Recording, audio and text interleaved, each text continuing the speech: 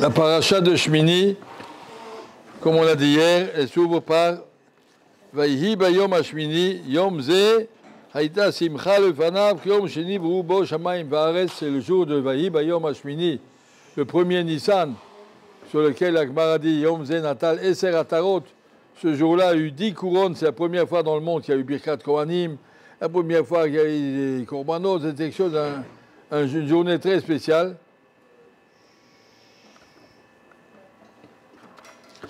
Et donc c'est un très grand jour qui est le jour où la Shrina va se poser sur le Mishkan. Ça fait déjà quelques mois que les Bnei Israël ont travaillé pour construire un Mishkan depuis Sukkot. Maintenant déjà en Rosh Chodesh Nissan. Ça fait quelques mois qu'ils ont travaillé pour construire ce Mishkan.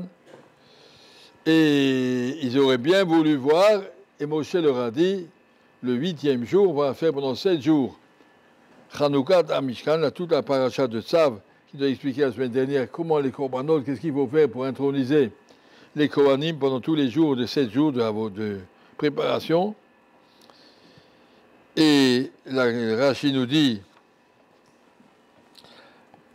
la Med chez Kohen Gadol Daun Prisha Kodem Yom Kippourim Shivat Yamim Chena Kohen Asorev Stapara.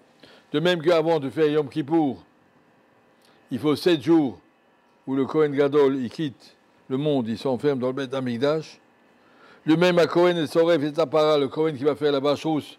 On a vu Parashat Para cette semaine, le Kohen en question, lui aussi.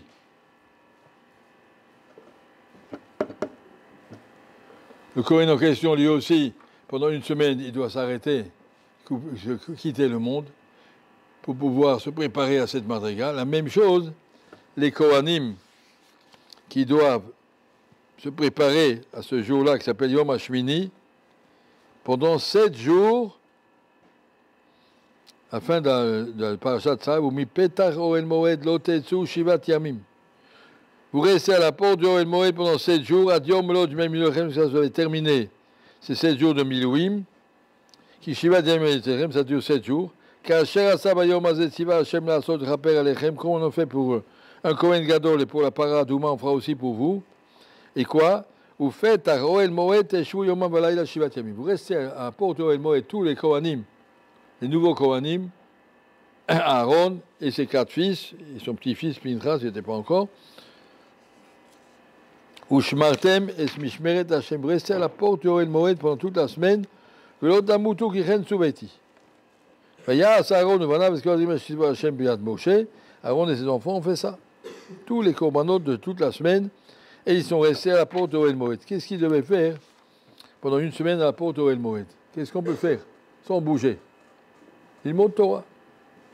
Si vous voulez réussir à construire, faire entrer la Shrina dans le Mikdash, eh bien, il faut se mettre dans le Limoud à Torah pendant une semaine de façon intense et intensive. Ils avaient des korbanot à faire, ça durait exactement.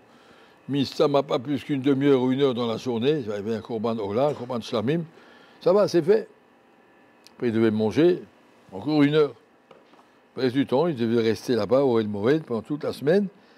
La Sokpa Torah, tu veux atteindre une madriga, tu veux te progresser vers un niveau très spécial qui s'appelle Vayhi Bayom Hashmini, le jour où la Shrina va descendre du ciel, du Beth Amikdash à Elion, au Mishkan qui est en haut, vers le El Moed qui est en bas.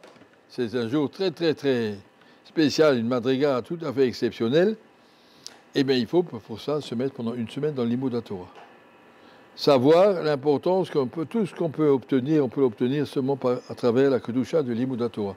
Le seul moyen pour un homme de progresser, de se débarrasser de ce Yetzera, barater au Torah. Yetzera, barater au Torah Tavlina. Quand je dis, si tu veux dépasser ton Yetzera, c'est pas l'Limoud Torah. Et le Talmud Torah, que Neget Kulam, comprenez bien, vous êtes maintenant à la veille des vacances, vous croyez que dans les vacances, on n'a pas de mitzvah Talmud Torah, on a une mitzvah de se reposer, on a une mitzvah de s'occuper de ses parents, on a une mitzvah de préparer pour Pessah, mais le reste du temps, mitzvah de Talmud Torah. Talmud Torah pendant les vacances, c'est spécial. Ça veut dire quoi spécial? J'étudie ce que je veux, quand je veux, où je veux. Personne te contrôle, tu étudies ce que tu as envie. Tu as envie de faire des tchouvot à Moshe Feinstein, tu as envie de faire de Tanakh, tu as envie de faire de Moré de Bouchim, je sais pas, est-ce que tu ne peux jamais étudier à la yeshiva? Ben Azmanim. À quelle heure tu as envie d'étudier de 3h à 7h du matin, Vakasha? Personne ne t'empêche, c'est les vacances, il n'y a pas de céder, et tu peux dire où tu veux. Si tu veux être un midrash, me plaît, tu es là-bas dans un coin tranquille, il y a plein de sfarim, il y a du masgan, tu peux m'installer là-bas. Ça, c'est les vacances, il n'y a pas de hall. Je ne dois rien à personne sauf à moi-même, je ne veux pas perdre mon temps. Les vacances, ce n'est pas pour perdre mon temps. Je vous assure, quand je faisais mes vacances, quand j'étais bachour, jamais rentré à la maison, je n'avais pas les moyens. Eh bien, j'étais dans un bête à midrash à Petah Tikva, je mangeais tous les livres qu'il y avait là-bas. Je mangeais, j'étais là-bas, tout seul, tout le monde d'être à midrash pour moi. Et il y avait des tas de farim très intéressants. Toute la journée, j'étais là-bas. C'est les périodes où j'ai le plus progressé. À la yeshiva, tu vas vivre avec le rythme de la yeshiva. Et là-bas, tu vis avec ce que tu as envie. Il y avait tout. Il y avait tout. Parce que je construis une très grande culture à travers Ben Azmanim. Apprendre beaucoup de choses, une nouvelle macérette qu'on ne fera jamais. Abshach, il écrit des trucs, il écrit Bisman Ben Azmanim. Il y a un Zman qui s'appelle Ben Azmanim. Il y a un Zman Choref, un Zman Kait, un Zman Ben Azmanim. Un Zman Ben Azmanim, on fait des tas de choses. Mais ça, il faut comprendre. Et ça, c'est ce qu'il faut sortir de ces 6 mois qu'on est en train de terminer. Talmud Torah Keneget Kulam. La plus grande mitzvah que vous pourrez faire dans votre vie, c'est étudier la Torah. Combien de Torah? 1 minute, c'est déjà quelque chose. Ne dites pas, si c'est pas pour rester 2 heures à Souga, chaque minute que tu fais, c'est quelque chose. Et si vous allez vous demander, mais quelle est la plus grande avéra que j'ai faite de ma vie? On va te dire, Bitul Torah Keneget Kulam. C'est marqué dans la Braïta. Bitul Torah, la plus grande avéra de tout ce que tu peux avoir fait. Khalila, Hashem Ishmo, qu'on n'a pas fait d'avérot, mais si tu vas regarder quelle est la plus grande avéra, Bitul Torah, Keneget Kulam, tu peux étudier et tu n'étudies pas. Mais qu'est-ce que tu fais? Tu as besoin de te reposer, très bien, repose-toi. Tu as besoin d'écouter un petit peu de musique cachère, écoute un peu de musique, ça va. Mais après, ça finit. Bitul Torah, Keneget Kulam, la plus grande avéra du monde, c'est Bitul Torah. Il faut s'en rendre compte. On n'est pas que si j'étudie, c'est bien, si j'étudie pas, c'est pas grave. C'est très grave. Al-Shlosha, Akadosh Baruch Boché B'chol Yom, Akadosh Baruch il pleure. Al-Mishiachol, Asok Batorah, no Osek, Hashem te dit, j'en ai toutes les conditions. Tu as un stender, tu as une gemara, tu as de quoi manger, tu as de quoi dormir, tu as une chavruta, tu as un rav, tu as un shiur, tu as une yeshiva. Pourquoi tu l'aimes pas? Hashem pleure. J'ai tout donné, pourquoi tu ne prends pas? Savoir que, regardez, ici on nous dit, pendant 7 jours, tu vas te préparer pour que le 8e jour, tu puisses atteindre cette madriga.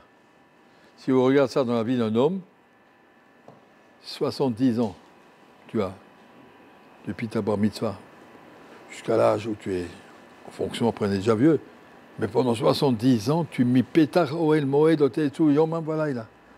Après, tu arriveras à Darga du 8e jour. Et même si on a profité de ces années qu'Hachem nous donne. Si tu veux arriver, après on espère qu'un jour, dans la Maba, Kadosh Baruch sera content de nous. Mais si tu n'as pas étudié, qu'est-ce qu'on va faire avec toi? L'ilmod comprendre, en dehors du limud à Torah, on est en train de perdre son temps. Là, c'est vrai qu'Hachem nous envoie des mitzvot. Des fois, il faut aller à un mariage, des fois, il faut aller à l'hôpital visiter quelqu'un, des fois, il faut aller à un enterrement, des fois, il faut aller voir sa mémé, des fois, il y a des mitzvot à faire, très bien. Mais en dehors des mitzvot, ça prend le temps que ça prend, mais le reste du temps, il y a Chouv, le Talmudo, reviens vite, fais ta Gemara.